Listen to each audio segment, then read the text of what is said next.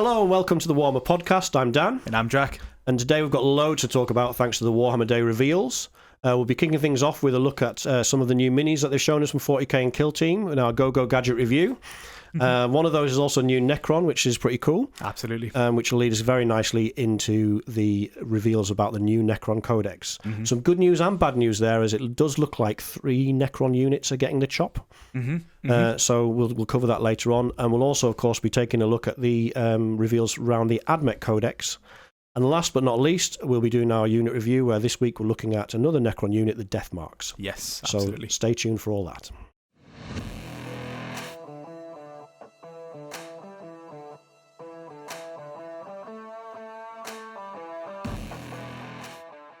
Unit previews. Yeah, some fantastic reveals from Warhammer Day. Where do you want to start? Oh, it's got to be the Necrons, isn't it? Yes. Got to start with the Necrons. So, Imhotep, the Stormlord, looking like he's slimmed down a lot. He's definitely been on a diet, yeah. Oh, it's a shame, though. There's not like a good meme for, like, you know, how people bulk up. Yeah. He's just kind of reduced. Yeah. Reduced in bulk. But yeah, no, the model looks, I think he looks... They've done a great job. It's the way he looks, the way he's posing, the staff that he's got, everything about him looks just too good. And in terms of slimming down, this is because the old model is quite old, isn't it? How long is it, do you know? 2011. Wow, so it's more than 10 years since it came out. More than 10 years. And so. he was fine cast, which is resin, isn't it? So that necessitated him, I guess, being a chunkier boy back then. Well overdue for a revamp. Yeah, and I guess he fits more with the sort of the current Necron aesthetic now. He looks the part more, doesn't he? He does. Yeah, the last one was although like I say, the model posing hasn't changed all too much since the last one, which I think is okay, because I think he pulls it off really well, and it's a really iconic, good pose, anyways. I think that is the word. Is iconic. Is like and him sort of staring at his claw. Yeah. So I guess maybe they thought, if it ain't broke, don't fix it. That's very true. Yeah, I almost wish there was a slightly different pose to him, just to make him again that new model. Yeah, kind of vibe. Yeah. But overall, I'm happy. I mean, I'll be buying him. I've already got the last one, so I'll definitely be buying this one as well. I'm a little fiend for buying these models. And then you just mentioned, like, his staff looks cool, the model in general looks cool. Yeah. He's also got a nice, snazzy new cloak, I think, hasn't he? He does, yeah. So the last cloak was a bit tatty, but this one's like full on, just like this nice. I'll put a picture on screen because it's hard to describe, but it's like just this nice, clean looking cape, basically. Yeah, and it's got a couple of little details on there as well, hasn't it? Yeah, little scarabs kind of crawling up and down them, which looks really cool as well. You can never go wrong with a little scarab on there, can you? Not at all. I like putting little scarabs all over my little bases as well, so it looks really good.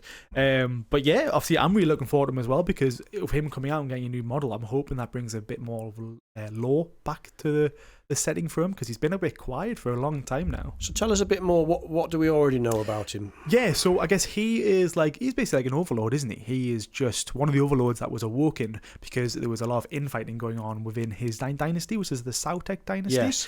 And he came out and he was like, can you all stop? Yeah. And if you don't stop, I'm going to make you stop. And he proceeded to make them all stop. Yeah. And then he took over the Sautek dynasty, and he's now basically like, well, look, there's no more infighting happening inside of our dynasty, and he's basically going from world to world, conquering it, and then just taking all the resources to build up just let's spoke like a true Necron player. Take over other dynasties, more infighting. But yeah, so he's very logical as well. He's rumored that he's not lost a battle, but there's a couple of areas and a couple of lore bits where he's retreated from a battle. So I guess that's open for interpretation. Yeah, I would imagine he'll argue that if it was a tactical withdrawal, then it doesn't count as a defeat. Exactly, it's just he's not needed here anymore, so he's going away. Which I thoroughly love. So more lore regarding him would be class. Do you think it's almost like he's ultimately on a collision course with the Silent King? I think so. I think that them two have been looking for a showdown for a very long time, and he is an incredible fighter. So the Silent King has all these fancy doodads, but he's just at his core a very good fighter and very logical as well. Yeah. So he's ruthless, isn't he? He is. He gets what he wants and he gets it done. Yeah. Basically. Maybe we might see him in the new with a new model and some new lore. Maybe we'll see him in the Pariah Nexus show on Warhammer Plus. That would be interesting to see. We both need to see that. I've seen clips online. Yes, I've seen a few clips and they do look class. But despite having a Warhammer Plus subscription, I still haven't watched it. Don't buy into it. I will not. But yeah, I'm really, and lore-wise, the Codex obviously would be. We've got a new Codex coming, which we'll talk about in a little bit. But that would be a great opportunity to get some more lore or updated lore on him. 100%, because at the minute he absolutely hates versing orcs as well, so I wanted to mention that. Oh yeah. So he's very logical in terms of like what he sees everyone and sees their logic behind. So he can outmaneuver Marines and stuff like that. Exactly. Right, okay. But the orcs he can't, to a degree. I know how it feels, yeah. Exactly. Because orcs are so unpredictable. Yeah. So he's just like, he finds them so frustrating, so he's like, nah, I'm already here. I love those little, because Necrons can come across sometimes as quite dour, and obviously with like Trazyn and Orican, like the Infinite and Divine, is obviously a great example of Necron humour, but little touches of Necron humour like that, I really love that. It's so fun. Yeah. It's so good. But yes, final thoughts on this model? Yeah, I'm a big fan. I'm a big fan of the model. The lore is awesome. Whether I'm going to put him in my lists, I'm not sure. Well, yeah, because he's not very good at the minute. Yeah. He's been okay for the past few editions, but nothing like, he's not an auto include.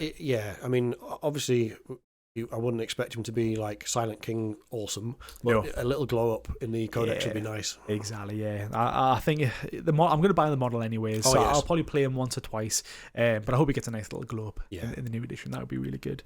But yeah, moving on to the the next one. I'm laughing already because I think it's still so funny. This go gadget. Inspector Gadget, Mr. Man, Inspector Mr. Sniper, Admech, Did it, Inspector Admech, So this, for those of you at home that haven't seen this, this is what's it called? The naming that they've done for this is the Sidonian Scatros. I'm probably pronouncing that wrong, but didn't even attempt it because I'm going to get it wrong. Essentially, he is an Admech sniper on enormous stilts, comedy stilts. He looks fantastic, doesn't he? You know what? I can see why people are going to hate him. I can see it, but overall, I think the model's so fun. I mean, GW could release anything and it would divide the community. It's just the nature of Warhammer Online, but he definitely has divided the community. There's a lot of people like, he looks ridiculous, but that's kind of what I like about him. Yeah, when I first seen him, I was like, oh, come on. I was like, what's he doing here? I was like, I can spot him from a mile away. But now, the more I look at him, I don't know, those stilts are looking funny. I think he just feels very Admech. Yeah. And I personally think this has been missing this kind of humour or aesthetic, quirkiness, maybe, aesthetic, has been missing from 40k for a while. It's become a lot more sort of Space Warrior serious. Yeah. So it used to be a lot more quirky than this, so I'm really happy that they're reintroducing that kind of vibe. 100%, yeah. And obviously very memeable as well. Oh yeah, you mean you instantly saw the straight on that board. Yeah. I'll put a little preview on screen. If you haven't seen this, go and have a look on our YouTube channel as well. There's Jack saw this and immediately made a short video about the endless legs. It's pretty good. It was funny. And then after I've seen other ones out there, which I'll put a flash of you on screen, which is so good. You can count on the online community to meme something that's memeable, and they haven't let us down. I'm very glad they have. And in terms of his profile, it's a strange one. He's got two different weapon profiles. Yeah. One appears to be some sort of anti-tank, anti-monster, and then the other one appears to be some sort of anti-infantry. All right. But I can see the anti-infantry one being taken a lot more than the anti-monster/vehicle one. Yeah. And that's pretty down to the damage. Because, with this new edition, people don't like the randomness, or in 9th, people didn't like the randomness of how much damage stuff was being dealt. Yes. So just to run through the stats, people who don't know what they are. The anti-infantry one is 1 attack, 36-inch range, hitting on freeze, strength 5. So most characters will probably be 4s, maybe even 3s. Minus 2 AP and a flat 3 damage. And it's anti-infantry 3+ as well, isn't it? It is. So even if you're hitting a tough character, if he's infantry, you're still wounding him on a 3. Yep, exactly. That's quite tasty. Yeah, he has heavy as well, so he could be hitting on 2s. Nice. And precision as well, so he's going for those characters. So he is a good sort of character hunter then, yeah. He is, but again, only 1 attack. Which kind of sucks, because most characters out there, specifically Necrons, have at least 4 wounds. Yes, you're not going to kill a Necron character. No. You're not going to kill many characters like that. You're right, actually. You'll pressure a few, I'm thinking now which factions have got just wounds Imperial or less. Guard. Imperial Guard, thinking, yeah. maybe G Stealer cults. Yeah, just the squishier ones. Yeah, some of the maybe squishy a couple ones, of Tower Tower maybe. Eldar, maybe. They'll not have, many, is shield there? drones and such. So yeah. But I mean, it's certainly a threat. it is. Yeah, it's something you don't. I mean, you see that stilty boy coming around the corner, and you're going to be like, "Oh, get him!" But looking at the model, he looks like he's going to be more than like. I don't know, just so awkward. I have no idea. Yeah, it'll be funny to see him on the field. So the other gun you're saying it probably isn't going to be taken. Why is that then? Yeah, so the other one, I just don't think it's going to be taken very much because again, it comes down to that randomness of it's the damage characteristics is D3. Right. So instead of a flat 3, it's D3, which I find it very weird on this kind of gun. So again, I'll go through the stats. So this one is 1 damage, 1 attack, hitting on freeze, strength 7 this time. Minus 2 AP and D3 damage. So, and it's anti-vehicle. Yes, anti-vehicle and anti-monster plus 4. Right. So, you've got a 50-50. Even though it's strength 7, you're wounding on a 4-up. Yeah, which is good. But minus 2. If you're thinking about most vehicles on a 2-up save, if they're getting cover, they're going to be saving on a 3-up from that. Yeah. And then it's only D3 damage. Yeah, so hitting on 4s and just its impact. Unless you've shot everything at a dreadnought and left it on 1 wound, you might go for it. You might go for it. Yeah, because even then, again, you're hitting on 4s, but it's like what was I going to say? The D3 randomness to it. Yeah, a lot of vehicles out there and a lot of monsters have at least 9 wounds. Yeah, most of them are into double figures, aren't they? Yeah, most of them. So that D3 randomness isn't good. Yeah, it's very much chip damage, and it seems a little bit pointless. And thinking about it, why have precision on an anti-vehicle weapon? Because you can shoot vehicles and monsters anyways when they're in combat. Yes, so you can. Yes, why? I suppose the only thing I could think of for that would be Tyranids, where some of them can take, I think a tyrant or whatever can take bodyguard, can't it? Yeah, like the hive guard or something. Yeah. But that's very situational. That is very situational. But again, if you're firing all your other weapons at that squad, if you haven't killed the hive guard, why are you going to shoot that D3 weapon at a monster that has 9+ wounds? Yeah, that's a very good point. Just doesn't make sense in my eyes. I don't think we've seen his, apart from the guns, I don't think we actually saw his stat line, but I'm really hoping you might have some good stratagems and such. Well, I'm just hoping that the trollers and make him lone operative, so even though you can see him across the entire battlefield, you can't shoot him unless you're within 12 inches. Do you reckon he'll fly with those legs?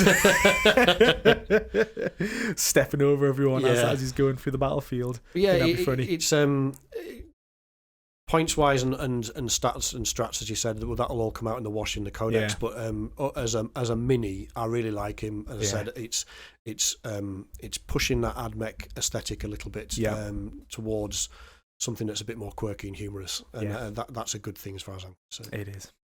Well, apart from that one, moving on to the other boxes for 40k is the Kill Team boxes. Oh, this is awesome! Yeah, some other good models coming from it. The Striking Scorpions, first of all. Again, they've had a bit of a glow up since their last. Did you know when they first came out?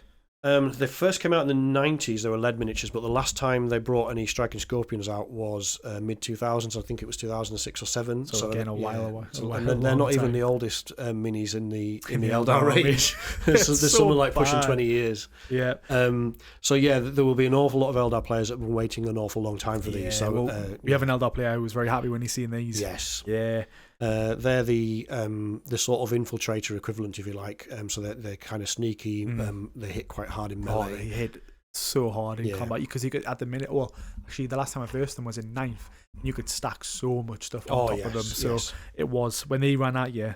Although they look very small, they could hit very hard and very much packed a punch. And the beautiful models. Again, you can see this.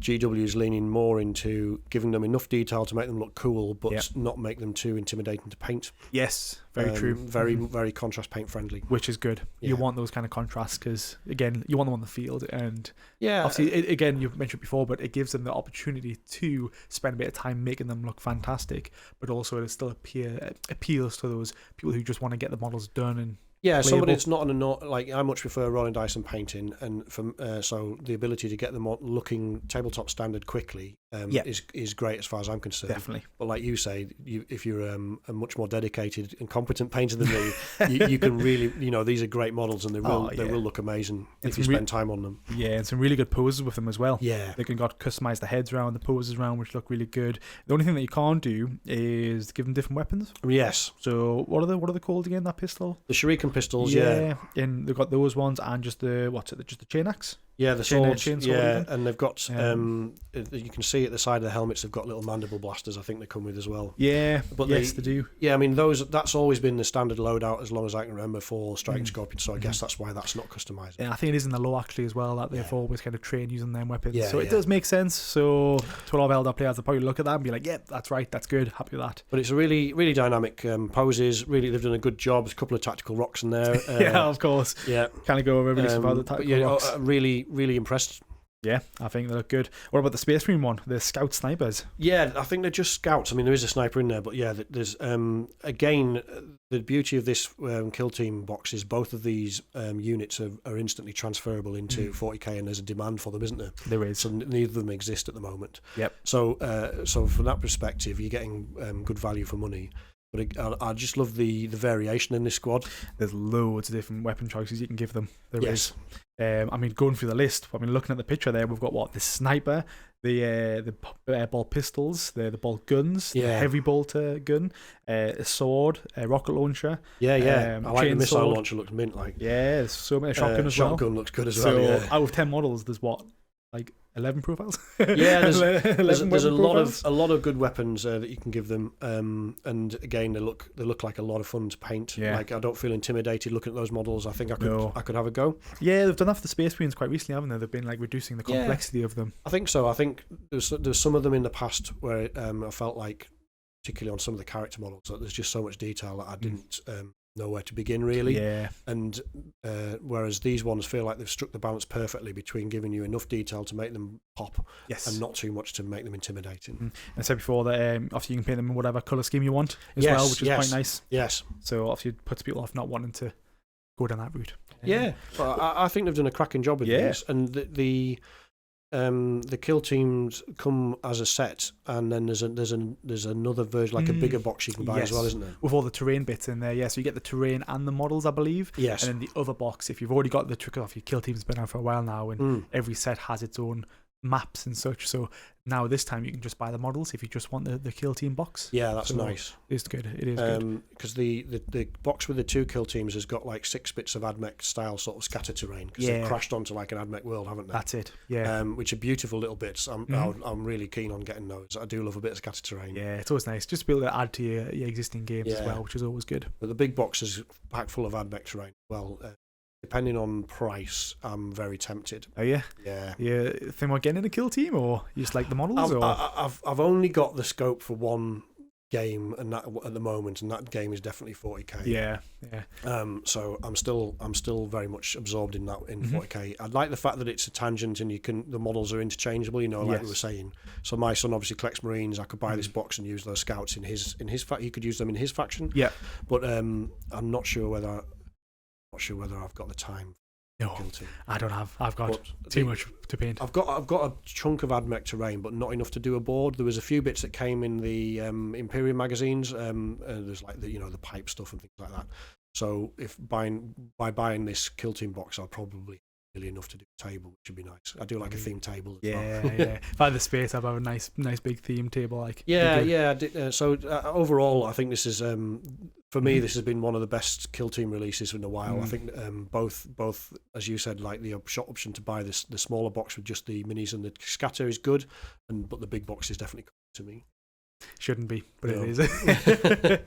Well, anything else you want to talk about this Keys Kill Teams or these previews? No, I think that was awesome mini review there. There's GW's done really well, I think. I think we're both quite excited about what we've seen. Yeah, I think we are. I kind of wish I almost knew more about the Warhammer lore as well, because some of the models that they had as well were really good, but I've got no knowledge on any of the old Warhammer lore. So obviously, I played Warhammer: The Old World as a kid, and some of the models that the Bretonians they gave a big preview to, which are effectively the equivalent to like French medieval French. Sure, right. So everybody loves them. I think apart from me, I'm the only person that doesn't really like Bretonians and never have. Sure. But there was some other really cool stuff they were showing off there, like some dragons. And the dragon one looked good. Again, I don't know the names of them, but that dragon with the guy on top of it, that looked unreal. And there's some nice stuff in Sigmar and whatnot as well. As usual, Sigmar, I think because of the nature of the games, the Sigmar models always look sick. Like they're just so good. Yeah.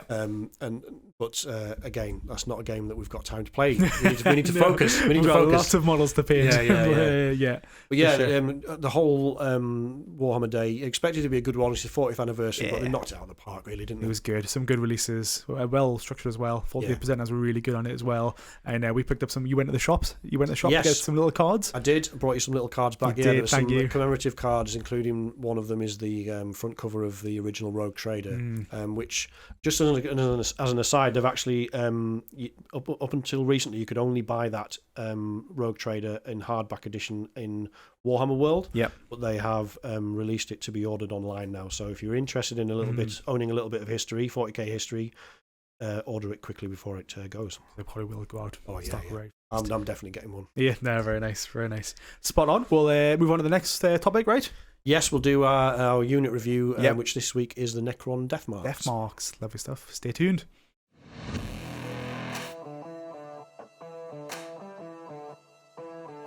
So today we're going to talk about one of my favourite units in the Necron Index, which is the Deathmarks. Deathmarks. Tell me, why are they're your favourite? Well, I think points for points, they're one of the best value units in the whole index. They're 65 points for 5, so that's 13 points a model. And for that points, you get incredible flexibility with these because they can do quite a lot. Now, the first thing that they're very good at is they've got deep strike. And because they're so cheap at 65 points for 5, you can, obviously you don't want to throw them away. Can throw them away to score your secondaries. Easy secondaries, on there. Engagement fronts, deploy tablet home behind enemy lines, all of those ones. Investigate signals. They're perfect for all of those kind of secondaries. So very, very good to have them in deep strike and just pop them out. And if they die afterwards, they've scored. They've done the job. Points. So that's a primary way that I've always used them. They do, however, have precision. So they are one shot, similar to we were talking about the AdMech sniper before, but there's 5 of them. They have got heavy, so if they stand still, they're hitting on 2s. And they're strength 5, which isn't amazing. AP 2, but damage 2. So flat 2 damage is good. It's flat 2. So between the 5 of them, if you're shooting at say a Space Marine character, for example, they can provide some real threat.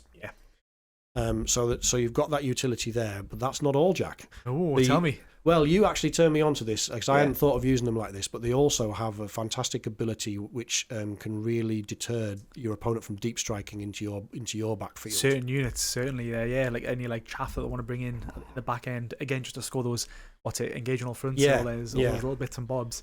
And so the ability is that they can. It's called hyperspace hunters, and so if you say they're sat on your home objective and you're in your deployment zone, if your opponent drops in a unit out of reserves or deep strike within 18 inches of your Deathmarks, they can shoot at that unit as if it was their shooting phase. So it's not Overwatch, it's normal shooting. So again, they'll be staying still, so they'll be hitting on 2s. Yes. Strength 5 most likely can be hitting on 3s to maybe 4s. Yes. In most cases. So they're not going to prevent, if your opponent's deep striking in like a unit of Terminators, he's just going to go, I don't care. But exactly. We might hopefully, luckily, maybe take down 1. Yeah. You're probably going to get 1 or 2 on a good roll. With 65 points to take out that and to be that extra little bit of threat, really nice. It's more for the way the game, as you touched on already, the way the game is structured now. There are so many secondaries that you score in and around your opponent's deployment zone, that having those Deathmarks there to prevent little, like as my second arm is Jakari, I have a unit called Mandrakes that do a similar same point, 65 points, 5 of them, drop them into my opponent's backfield, score me points, and if they die, they die. But if I'm going to drop them in and then you're going to shoot them before they can score me any points, then I have to think about that. Yeah, exactly. Good little units again, just to score points, get them on the board, and again, just that little, because again, you can move them up with your own army in the middle. And again, it's that like big bubble of 18 inches just to deter any other deep strike coming in. Yes, it's almost a shame that you can only take 3 of them, to be honest, because they're so useful. And in most of my lists, I would take at least 2. In a 2,000 point list, I'm taking at least 2 units for those actions, secondary actions. Yeah. But I'm thinking about trying to squeeze a 3rd one in to do that for that kind of deep strike threat, and the and within that context, you can also look at sniping some enemy characters off as well. It is. So for me, probably, as I said, the most value for money unit in the Necron Codex. Yeah. If you're not taking them already as a Necron player, you really should be, in my opinion. Lore-wise, they're pretty cool as well, aren't they? Yeah, just kind of literally just the snipers. Just they are there purely just to kill. You know, obviously the Prior Nexus video that came out on Warhammer Plus, that's showing them off really nicely. Yes. Just showing them look very menacing and very like, all right, cool, I've been awoken, right? First question is, who am I killing? Yeah. I don't care. I don't want to know that. I don't know why. I don't want to know why. I just want to know who it is, where they are, and let me go get them. And that the ability that they've got in the Prior Nexus where they can keep on teleporting. Yeah. I kind of hope that comes to 10th. That would be quite nice. That would be quite nice, yes. Just they're on the board and they're like, all right, I'm in a shit spot here. Let me move them to here. Yeah. And then now I've got a much better position. I think that would be really nice to see. Well, we'll come on to that when we talk about the Codex, because there might be an opportunity. Ooh, yeah. Interesting. Well, 10th is around the corner. So any other things you want to cover with these Deathmarks? No, I think that's it. Like I said, the points-wise, very effective. Use them for your scoring your secondaries. Use them for sniping characters where you can, or threatening characters. And then obviously that fantastic deep strike bubble. I can't think of another unit that has that much utility in the whole Codex. Makes sense. Perfect. Well, if there's nothing more to talk about, let's move next on to the codexes that we're very excited for.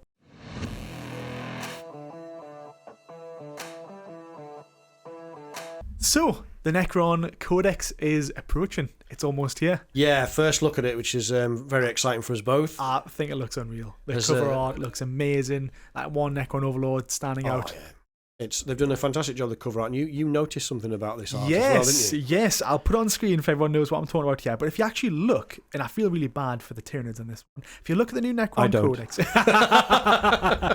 if you look at the new Necron Codex, there's the symbol behind the Overlord. Yes. Right? If you look at the sort of Necron icon, isn't it? Exactly. Yeah. If you look at the Adeptus Mechanicus, same thing. It's like watermarked in, isn't it? Exactly. Look at the Space Marine one, same thing. Yes. But which artwork book didn't change this time, Dan? Tyranids. Yeah. They don't have it, which I think is a bit sucky. And I also looked at the special edition version. Well, that does not have it either. Oh. So, I mean, I'm increasingly convinced that they just forgot to commission this right? one. Yeah. It just given up. because it sticks out like a sore thumb, doesn't it? When I noticed that, because I was like, oh, that looks really nice. And I was like, oh, and I started looking and reviewing all the other ones. And I was like, wait a second, that's missing. So, hey, sucks to be Tyranids at the minute. Yeah. You're getting probably left in the dirt. The only thing I think of other thing is that like they'd done the artwork and then noticed like there was a leg of a Tyranid stood behind the front Tyranid that made it look like it had a massive cock or something. And they've gone, no, we can't do that. It's a Tyranid penis. Yeah. But there's Hey, you got to adapt to that, you know. But yes, but yeah, well spotted. I hadn't noticed that. It's a shame as well for them. But overall, for Codex collectors, like anyone that's got even mild OCD like me, that's going to really annoy them. Yeah, because we've got them on display or anything like that, and someone's going to notice and be like, "Oh, I got the old Codex." Yeah. It's like, no, it's the same one twice. Shame on you, GW. That's a bit. They've made it is very bad. It is very bad. I might just like get mine and just etch it on. Yeah, just do a little bit airbrush it in. Yeah. Well, I'll fuck it up if it's the airbrush. But yes, obviously, Codex is out. We've got some good news and some bad news. Yeah, well, I want to start with the alarm bells that rang across Necron social media, because some bright spark immediately counted up, because the announcement from Warhammer community says there's going to be 47 unit data sheets in the new Codex. Guess how many there are in the index? 50. Yes. So that means at least 3 Necron units, or 3 exactly, are getting the chop, which... It depends on which ones get the chop, doesn't it? Is how serious this is. Yeah, like some of us might be happy that some of them are going. I don't like to see any Codex lose some flavour, but it was quite a big. We have quite a broad. We're not Space Marine broad, but we have quite a lot of units. Yeah. So it depends on where the cull occurs. But yes. My initial thoughts were possibly some of the fine cast characters. Which ones? I think maybe Nemesis, Zandrik, and Oberon. You see, I love them models. I love the lore behind them too. The lore is awesome. It's like these kind of like almost like a friendship bond Yes, between them yes, to protect an one another. unbreakable bond. Yeah, Exactly. And Oberon's actually not that bad on the battlefield either, No. is he? Like he gives the unit fight first. I think fight first, isn't Yeah, it? yeah, which is tasty. Which is really good. That's really scary against the opponent. But yeah, I'm hoping I'm wrong with those two, but those were the obvious ones for me. And the other one was the, again, I'm sad about this, but the Destroyer Lord that goes with the Locust Destroyers, because he's been out of print for a long time. And they just don't. Do they still sell them or not? I don't think. No, you can't buy one. No. Yeah, so and again, you have to like put them together yourself by taking bits off a Necron Overlord and then yeah, you can I've seen some amazing kit bashes out there. To be fair, they still sell a Destroyer by itself on the website. Right. So you can do it that way. Yeah, Element Games have it by it like you buy just a one Destroyer. Right. And you obviously customize them yourself to make them. But yeah, I think you're right to a degree. Like them. It's a shame because I really like the dynamic between those two lords, because one of them thinks that he's still in the age of flesh. Yes. So and the other one knows that he's not, but he likes his friend so much he's like, I'm not going to bring him down to earth, kind of thing. Yeah, it's what we touched on earlier. That kind of added flavour is vital to faction. Yeah. For me, and wouldn't like to see that diminished. Yeah, 100%. What about you though, in terms of what do you think might go? So one of my compounds. Do you want to say it for me? The Anarchy the Traveller. Yes, another one of the Finecast characters. Yeah, you know what? It's a shame because I love him again in the lore. He's like actually one of the nicer of the Necron Overlord that's kind of out there. So if anyone doesn't know who this guy is, he's a traveller. In his name, he basically awoken, and what he'd done was he collected all of his armies together, and he was awoken with his memory intact. Oh, right, so cool. He's fully aware of what's going on in the downfall of the Necron Empire. So what he's doing, he's going around from world to world, getting rid of all of the Xenos enemies off the world to allow the Necrons to awaken fully and be fully eligible to fight and to grow and to become the united front that he wants. So he's like waking them up gently rather than like, wake up, we're in the, he's not like shaking them away. Yeah. Exactly. He's doing it very nicely, and all he's doing at the end of it, he's not like the Stormlord, where the Stormlord takes over the world and is like, right, you are now all mine. What he's doing is he's awakening them and being like, oh, look, your entire planet's safe. You're awakened in the right manner, in the right way. All I ask is just a minuscule amount of warriors and weaponry to bolster my forces to continue his in a way his sort of quest crusade way. Yeah. So he's doing it in a very nice way. That contrast from Imhotep the Stormlord, who ruthlessness, or Trazan the Infinite, who is just very much like, oh, I'm going to steal all your all shit this. Is mine. Exactly. Oh, awaken you guys? No, I'm just going to steal all your stuff. Or again, Orican, who just doesn't care for anything other than just the progressiveness of him becoming a god. So it's a nice stark difference to see, which I'm happy for. But again, facts are facts. He's out, again, he's the old print style. He's not had very much lore recently. No, he's been neglected, hasn't he? He has. So he's definitely a candidate for the chop. I think so. Now the other two is, I don't necessarily think they are going to go. This is more like your wishes. My wish list. My wish list of ones to get rid of. First one is the Convergence of Dominion. I've done the unit review on it, on how bad it is, and that's the reason, basically. The unit itself is just... Games Workshop do not like fortifications. I don't believe they know how to put them into their game anymore. Oh, that's spot on. Mm-hmm. And I really think they're on the chopping block because I think they just don't care for them anymore. Although the model is a cool scenery piece, they just can't put it into their game, basically. Yeah, they can't work out how to make fortifications playable. No, not at all. I still think there's half a warehouse full of them somewhere. I don't think they're going to get rid of them. I mean, I only bought them because they were on offer, and that was back in 9th where they were semi-playable. Yeah. But now they're just not. Be interesting to see what happens in 10th, but I think that is going to be one of the chop blocks. The other one, again, more of a pet peeve than anything really. Tesseract Vault. My God, it is overpriced. It's just bad all round. No one takes it because it's too big to move around. Yes. It has fly, but fly sucks now. It has anti-fly, but again, since fly sucks, no one takes fly. And again, the only time you'd buy it is when you want the Catan from it, the Tesseract. No. Oh, the Transcendent Catan. Yeah. So we want that model. Yeah. But I'm not going to spend £100. That would be amazing if GW retired the vaults, but made the Catan available as an individual separate model. 100%. They need that done. That would be class. But they're my ones on the chop block, I think. It'd be good to get rid of. Let us know in the comments what you think might go, but So potentially sadness in terms of the richness of the lore, because some of those characters are almost guaranteed to go, I think, aren't they? Yeah. But generally speaking, we can. I think we probably agree we can afford to lose a couple of units. Yeah, for sure. Well, I mean, what's to say we're not going to lose more? Like, in theory, they've said 47 data sheets, right? What if they got rid of more than 3 to bring in brand new units as well? So, well, there are definitely new minis coming. So the Warhammer community article, when they previewed these, it said specifically, this auspicious Pharaon, that's talking about the Imhotep model, this auspicious Pharaon is just one of the new miniatures in Codex Necrons. Awakening protocols for the rest aren't quite complete yet. Perfect. So we're definitely getting, you're 100% there, we're definitely getting new models as well. New models. So again, probably revamp of like the Catan or like Orokin and Trazan and such. But like, again, I don't think it's off the table of getting rid of entirely new, and then getting rid of entirely new units. Yeah, that'd be interesting. Nice. Yeah.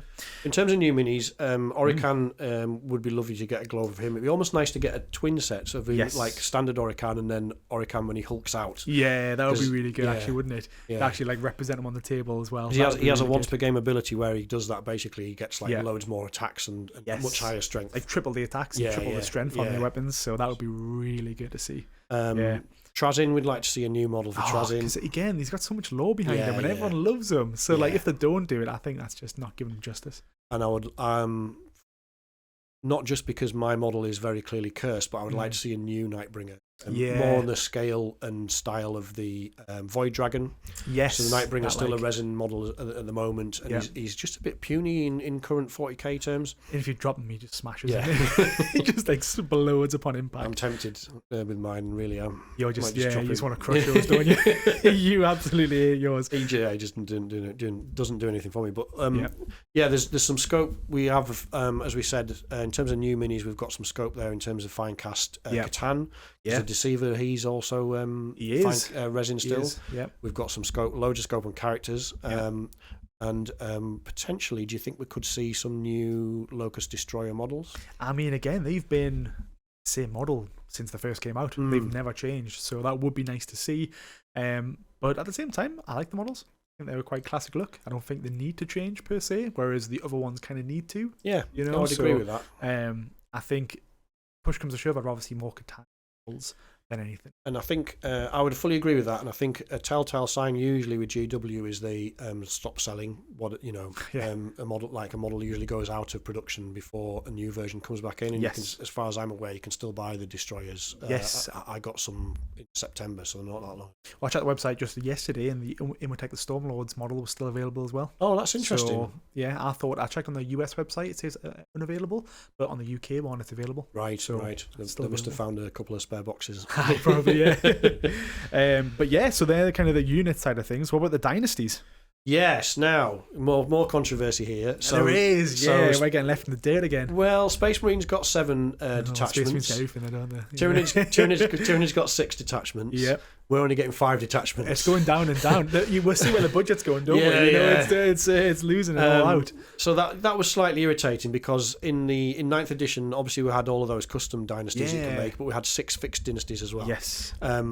So there's only 5 detachments here, and one of those is the one that we've already got in the index, which is the Awakened Dynasty. Mm-hmm. So that one's as per the index, which basically just gives you +1 to hit for units that are led by characters. And now, before we move on as well, I don't know why I've picked the Necron as my main faction for. I can't see a single one of these.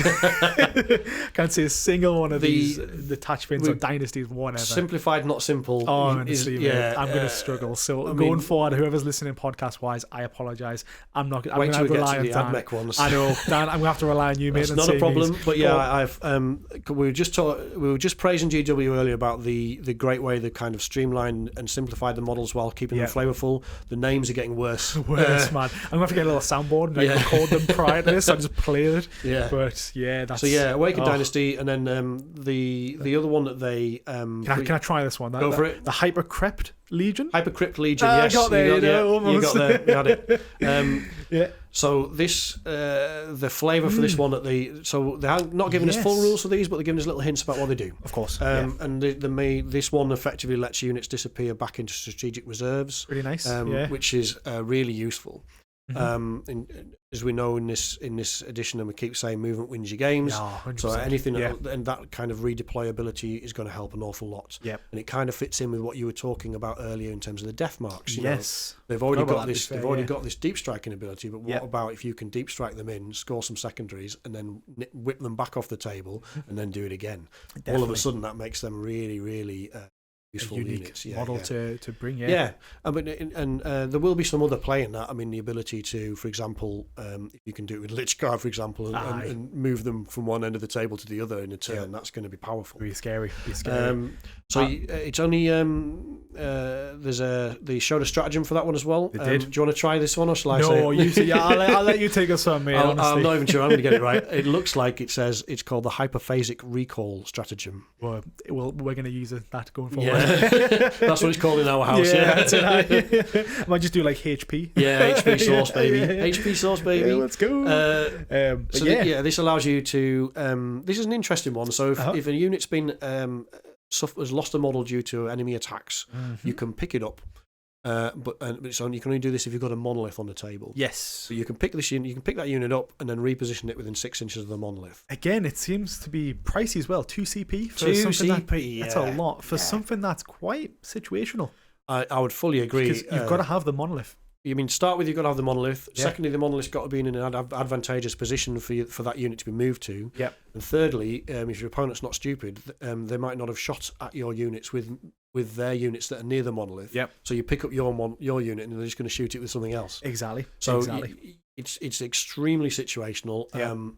There might be far better strategists than I who can immediately go, I can see exactly where I could use that. Yeah. But for me, I'm like, I used the free monolith list in my tournament, and I mean, I couldn't have seen when that was viable for me, anyways. I mean, because again, we're talking about this as if it's like something new. It's not.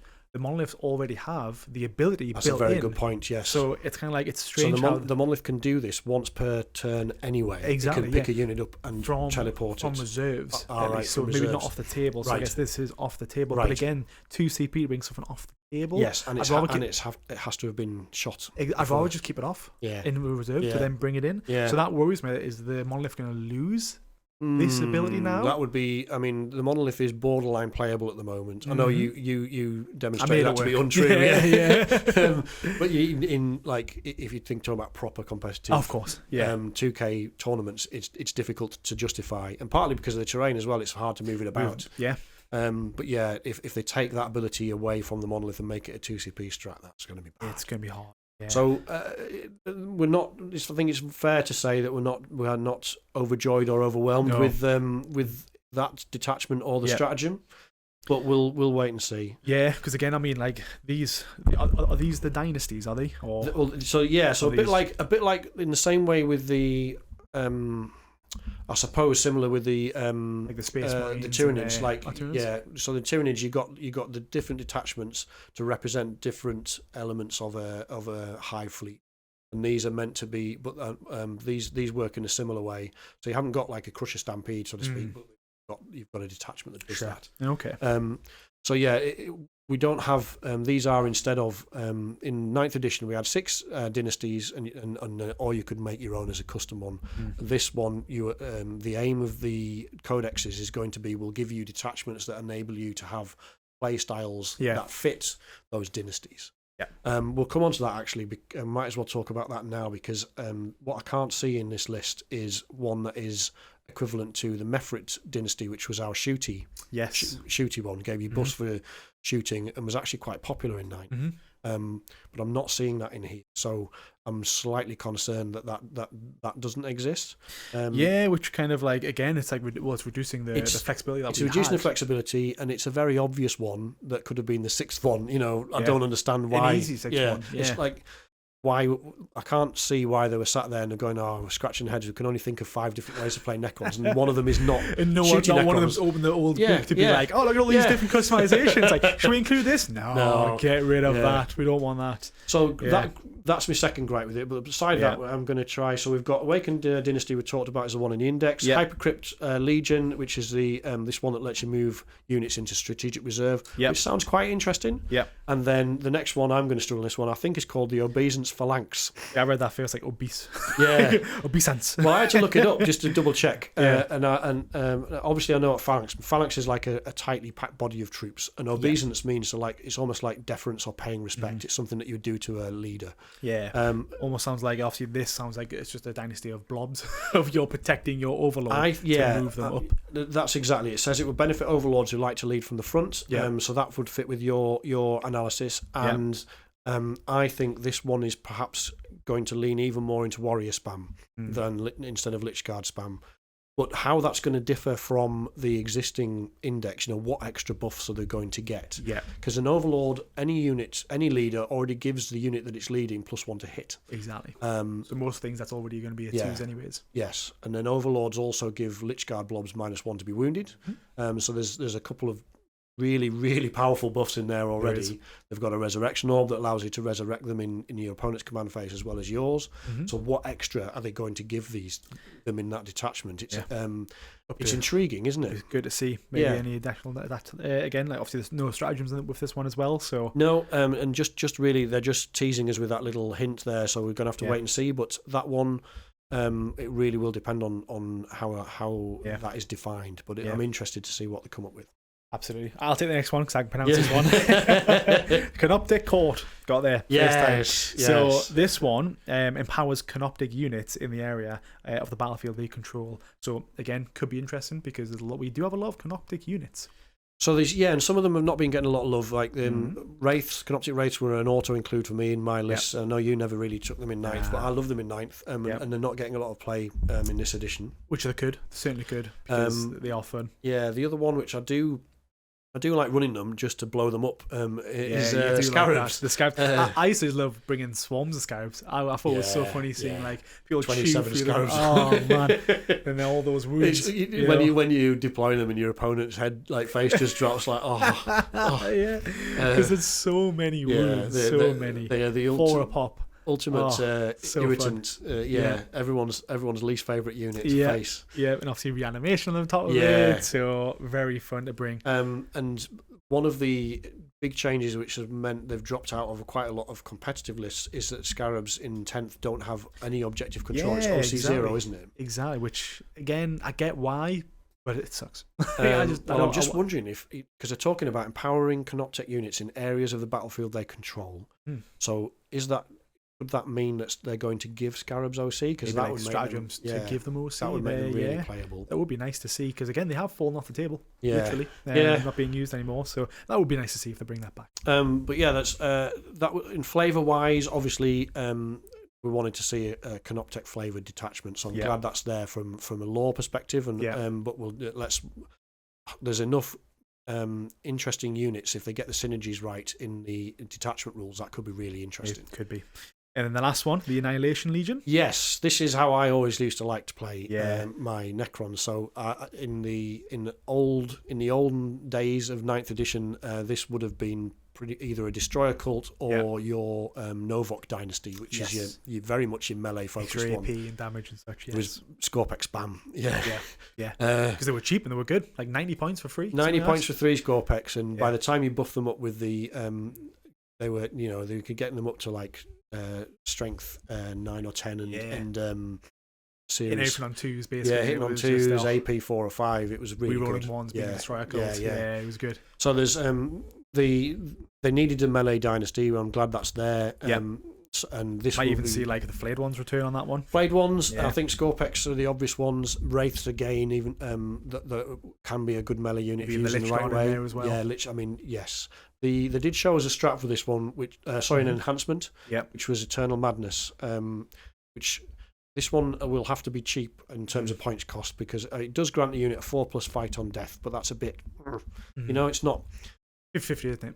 Yeah, which is good though. If you've got blobs of like again those flayed ones, blobs of 10. Yeah. I mean, it's definitely going to have some play, but it's not. It's in terms of some of the other enhancements that we've seen for some out of the existing codexes, it's not blown us away. No. And that's sentence kind of sums up my feeling on the entire Codex preview. Yeah. Is I'm excited because we like Necrons, but it definitely hasn't blown us away. Yeah, no, there's nothing like. I was actually quite sad to see no Destroyer cult, like the keyword Destroyer. Because again, I really liked that in 9th when they brought that in. Yeah. So seeing that come and then go so soon, it's kind of like, yeah, we got nice. in White Dwarf. We got a Destroyer cult with its own. Like it wasn't OP or anything like that, but it was just fun, really. Yeah, because they've got the Canoptic one in there. Yes, so they're obviously thinking about it. But why not? I think they've just decided it's covered by Annihilation Legion, which is a bit disappointing. Yeah. And why we haven't got a 6th one that's for shooting out. No. Yeah. But yeah, in terms of. While I haven't been blown away by what they've shown us so far, as a few people reminded us on social media in the Necron groups, is that the initial 10th edition previews for Necrons run up to the launch of 10th edition were also pretty underwhelming. They were. Everyone was panicking. Everyone was like screaming, like reanimations. Oh, there was it's an broken. absolute. I mean, it's quite fitting for Necrons, but there's an absolute civil war in the Yeah, Necron groups over whether reanimation was going to be any good or not. Yeah, and it turned out it is. It's pretty good. It's really good. Yeah. So in that respect, maybe GW just doesn't know how to make Necron players excited. Maybe we're the problem. Yeah, maybe we're just not saying stuff right. So even though this sneak peek, if you like, hasn't been amazing in terms of like we're not thinking, oh yeah, the cogs aren't immediately turning my head going, oh, I could use this and this, I could bring this, and these units haven't been able to play in 10th. I'll be able to bring them back out. There's still time. There is, definitely is. So I'm looking forward to that. We haven't got too long to wait now, right? What's it? Couple month? Yeah, no, they haven't. As far as I'm aware, they didn't give us a due date still. But just winter. In terms of the way the previews were done, as you said, they went heavy on the Necrons. We'll touch on the Admech Codex in a minute, but as you'll see from that, there was even less detail, I think, on the Admech side. Oh, there's maybe I'm some clutching. attachments have 0. I mean, maybe I'm clutching at straws here, but that leads me to think that the Necron one is probably going to be the first of the 2 to be released. I would be surprised if it wasn't. And I mean, we have an enormous player base as well, because obviously we were like the nemesis of the Space Marines in 9th edition in all the starter box sets, including Necrons and that. Huge player base, so it would make sense commercially for them to bring that codex out before Christmas, and along with some more new minis that we can all put on our Christmas list. Absolutely. Well, very much looking forward to it myself. I can't wait for it to be released, so once it is out, I'll probably get my hands on it. ASAP. Yeah, definitely. Unless GW would like to actually send us a preview copy, please. We'd love to review it. Yeah, we really would. But perfect. So I guess that rounds up the Necron one. Should we move on to the AdMech one? Yes. Perfect. A little less to say about this one, but it's still pretty cool. I mean, I'm not going to be able to pronounce any of these words. Again, GW, settle down, please. Why do they make them so hard to say? They need to come with like someone just saying the words as well to her. Yeah, like a little audio file that tells you how. Yeah. So Dan, it's going to have to be all you, mate. I'm sorry. I'll chip in here and there, but those words, mate. Well, we've got. I can maybe say the first one. Yes, Skitarii Hunter Detachment. Yes, exactly. There we go. Go on. That's me done. Feet up. And this is nice and straightforward. It gives all I can't say it now. Gives all Skitarii units stealth, which is. That's really good. Yeah, it's quite really good. -1 to hit across the board. Yes, that's going to be incredible for them. So one of the main complaints from AdMech when their index came out was that they were just not durable enough. Like they were dying like flies. And they've tweaked it. They obviously tweaked the rules slightly, tweaked the points again. Yeah. And they've made AdMech vaguely playable at the moment. But some of these rules look to me like what's been missing. A little bit more better than ours. Yeah. Which I'm like, no. But yeah, so obviously stealth, -1 hit when they're outside of 12 inches. So that'll be really nice to see on those models. Yes. Next one. Well, that comes with they showed off a strat for that one, which is called the Binaric Offense strat. Ah, right. So this is you pick 2 of your Skitarii units, and they both have to target the same enemy unit, but they both get an extra -1 AP when they're targeting that enemy. Okay. That sounds good. Extra AP. You can't go wrong with extra AP. Traditionally, AdMech have always had janky ways to get things like extra AP, so that feels right. Was that a 1 CP strat as well? Was it? I believe so. Yes. Yeah, I think I remember seeing it at 1 as well, which again is really good for 1 CP. Yeah, -1 AP, and that's fine. Yeah, you'd take it, wouldn't you? If you because again, those units you could pick 2 of the biggest units. You've got all your 2 biggest hitters when it comes to that. The next detachment up is the Radzone cohort. Yes. Now, the original detachment in the index, they have this rad bombardment, don't they? Yes, that is really good. So currently, correct me if I'm wrong on this one, but currently, if your opponent is in their own deployment, they have the option to either take cover or stand firm. Yes. And if they stand firm, that means that in their command phase, they have to roll to see if a unit suffers D3 mortal wounds. Yes. So I think they've got to get a +3. Oh no, +3, and then you suffer D3 mortal wounds. Yeah, on a 3 up, yeah. 3 up. And then if you take cover, it means that they have to take a battle shock test. Yes. Which could change, which I quite like, because again, battle shock is new to 10th and it's not really seen across most armies. So it's nice that this army is kind of forcing the battle shock to come in. Yeah, it's definitely got as people get more to grips with the tactical play of battle shock and how to use it better. This is going to become more relevant, isn't it? Yeah, and obviously forcing your opponent, who might only have like 1 or 2 units left on your primary objective back in your center, and you're forcing a battle shock test. Well, that's scary if you need that objective to score points. Yes. So, but yes. So overall, this detachment, this Radzone cohort, they're increasing the power of the bombardment, which is a little bit scary, because what I've just said is already it's scary. already pretty decent, so we're just going to have to wait and see what that does, but it does sound pretty cool. These D3 mortal wounds, what could they do? D3 +3 +10? It'd be scary. Yeah, it's going to be interesting to see. The next one is the Explorator Maniple. Not much information on this one. No, I mean, it sounds intriguing, though. It says that this is a bit sort of themed around them seeking rare archaeotech on the battlefield. So lore-wise, these are just things that the AdMech go for. Yes. To improve their, I guess, stilt. Get those stilt mechanics going. Found some more stilts, lads. Yeah, exactly. Yeah. So that's what they're for. So I don't know what they're going to use it. Maybe they're like little buffs mid game. So if a unit finds these, I think so. My guess is going to be if you control an objective on a 2-up or something, you find something, and then for the rest of the game that unit gets something like +1, -1, better damage, whatever. And that again is like, it's really flavorful for AdMech. How powerful it will be in terms of some of the other codexes, don't know, but it's having that fluff there is good. Something different as well. Yeah, something that's not been seen before, which is quite nice. Yeah. And for this one, not going to pronounce this one. I'll let you crack on this one. Cohort Cybernetica, I think it is. Here we go. Nailed it. Which is powering up the Castellan robots. Yeah, so that's those robots that we've seen in the other animations before. Yes. That kind of just follow around the AdMech people. They seem really cool. They're just they're just basically big robots that will follow them around. So them getting powered up. Yeah, I like that. Interesting to see what happens to them. And that one sounds pretty interesting. And again, that's a unit that AdMech players will like to be able to put on the table. So we'll probably see free blobs of 2 of them. Yeah, I think you're going to see more of them. But how that works, we'll just have to wait and see. Yeah, because there's not much more information on that. All they've said is that they'll get powered up. Yeah, so they're giving us lots of little teasers here, which is good marketing, I guess, because we're all talking about it. But exactly, but it's a shame that we've got no more information to talk about with them. It's just they get powered up. Yeah, on. I know. There's I'm expecting similar things will happen to as it did with the 10th edition launch. We're going to get drip fed a bit more information as it goes. For sure. And then the last one, the Data Psalm Enclave, yes. So this one is based around buffing the tech priests, which are really quite cool models. Yeah. In 9th, they were quite awesome. If you got them into melee, they could hit you pretty hard. So I'd be interested to see what they do with this one. Again, not much with this one either. No, there isn't. But what they are doing is explaining which kind of flavour of AdMech each one of those applies to, and that does allow, as a non-AdMech player looking at it from the outside, it does look like they've covered most of the bases, if not all of them there, in terms of how AdMech want to play. Very true. Yeah. Which they haven't done a game with Necrons because they haven't got a shooting detachment. No, yeah. But we might see some more stuff coming. I hope so. I'm a bit salty about that. I'm not going to lie. Is this a return of the AdMech players? Because we have not seen them in a very long time. I hope so. I hope they make it strong enough so that they're one of the.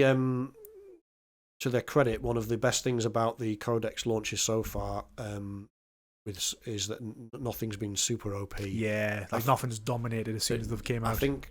Eldar. Yeah. We're talking about codexes. Tyranids Codex was really well balanced. Yeah. Space Marines 1, I think there are options for things like Dreadnought spam in there, which are going to cause people problems. Once people get a hold of that codex, we might see some really naughty Space Marine lists. But generally speaking, the codexes are pretty well internally balanced. They allow you to take lots of different units, and none of them have been super OP. We're going to go straight to the top of the meta. So if they can do something like that again with AdMech, where they can make them nice and playable again, it would be really good to see. But yeah, I mean, so far, I mean, which one do you think will see the most play? I think it's gonna be the -1 to stealth, personally. The hunter detachment. Yeah, I think most AdMech players like Skitarii units. You know, they're the kind of backbone of those lists a lot of the time, aren't they? So I would imagine that one looks like the most obvious choice. And also, you can get your new sniper boy on stilts in that detachment as well. Reckon the sniper boy will sway you to getting an AdMech army? I do really like the aesthetic of the AdMech, but at the moment I've got no room. I've still got loads of Drakari to paint. I've still got loads of Necrons, some Necrons to paint, and my son's Space Marine. So I can't push anymore. I think you're probably in a similar position, aren't you? Yeah, I've got my Titans behind you. Oh, not my Titans, my Knights. Your Imperial Knights, yes. Which I'm almost tempted to paint them in the colour scheme of the AdMech. Oh, yeah, nice. Just because then I can because then I can obviously still bring in a few Imperial Guard armies, but also still bring in maybe some AdMech stuff possibly in the future. Yeah, I like that. It gives you some flexibility, doesn't it? Yeah, I was also thinking about doing something around, because obviously the lore behind the AdMech is that the Catan, what's he called? The Void Dragon is kind of their god. Yes. In the thingy. So I was thinking about doing something like a crossover with my Knights with that one, just to kind of see if I can make something cool about it. But we'll see. We'll see how that goes. Yeah. But generally speaking, I think it's too early to say yet. The same as Necron Codex. It looks a bit. The preview was a bit more exciting than the Necron one. Yes. But the devil will be in the detail of the rules. I'm looking forward to it. Yes. Yeah. Perfect. That was overall, I think, again, a solid previews on both. They're giving us just enough to get us excited, and then as Necron players, we're going to run out and buy the Codex anyway. Exactly. Yeah. But AdMech players, I think, will be pretty excited about their Codex too. I think it's nice little hint. Anything else you want to talk about? Not in terms of codexes. I think we've wrapped that up. Yeah, spot on. Perfect. Well, thanks so much for staying tuned in this episode. It's been good. Leave a comment on anything that we've discussed, any detachments that we may have missed, got wrong, maybe even said wrong. Let me know.